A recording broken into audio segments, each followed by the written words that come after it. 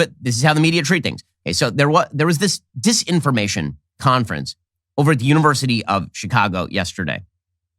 And it went very, very poorly for members of the media because there were two college freshmen from a conservative publication called the Chicago Thinker.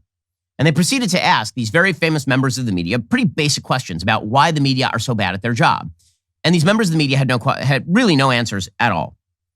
So as you'll see, there were a couple of different college freshmen who got up and basically just humiliated a variety of journalists on the stage. So Anne Applebaum, who's actually written some really good stuff about the Stalin era. She wrote a great book called Gulag about the Gulag system in Russia, but now has become sort of a wild leftist who spends all of her time bitching and moaning about Trump and the Republicans. She's sitting with David Axelrod. Again, bias in the media gang. Here's David Axelrod, the former chief of staff to Barack Obama, talking about disinformation in the media. And a college student asks her a pretty simple question about Hunter Biden's laptop, and she's got nothing. Amazing. Thank you. Thank you for doing this. Really appreciate it. I'm Daniel Schmidt. I'm a freshman at the University of Chicago. My question is for Ms. Applebaum. So in 2020, you wrote, those who live outside the Fox News bubble do not, of course, need to learn any of the stuff about Hunter Biden, referring to his laptop, of course.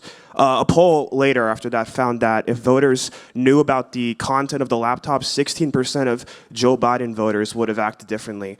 Now, of course, we know a few weeks ago, the New York Times confirmed that the content is real. Do you think the media acted inappropriately when they instantly dismissed Hunter Biden's laptop as Russian disinformation? And what can we learn from that in ensuring that what we label as disinformation is truly disinformation and not reality? My problem with Hunter Biden's laptop is I think totally irrelevant. I mean, it's not whether it's disinformation or, I mean, I don't think the Hunter Biden's business relationships have anything to do with who should be president of the United States. So I don't find it to be interesting. I mean, that would be my problem with that as a major news story.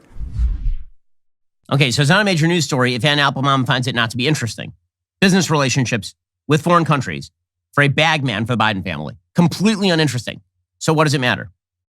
So our media, when confronted, they really have no answers as to why they are bad at their job. And this is not the only person who just got finished on the stage. There's another college kid. Again, these are very easy questions to answer if you're an honest person. But unfortunately, our media are just utterly dishonest. So a college kid asked Brian Stelter a basic question. You guys spend all day covering Fox News and complaining about Fox News and the evils of right-wing media and misinformation. And then you get a bunch of stories wrong. So please explain yourself, Brian Stelter. Hi, thank you for coming. My name is Christopher Phillips. I'm a first year at the college. My question is for Mr. Stelter.